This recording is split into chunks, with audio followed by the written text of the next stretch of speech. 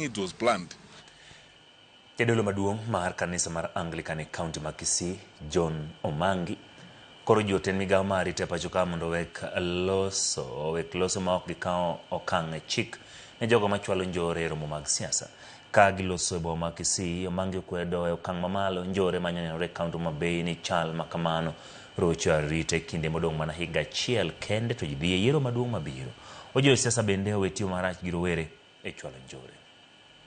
So we asked the political leaders, as they are aspiring for those seats, they need to ask themselves a question: if we kill all citizens, who will we govern? If all people are out and they die, then we will have no people to lead or to govern.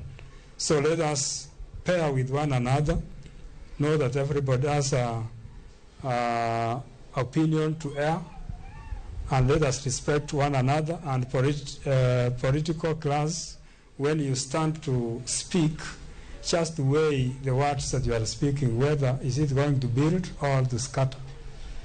You just charge your word before it proceeds out of your mouth.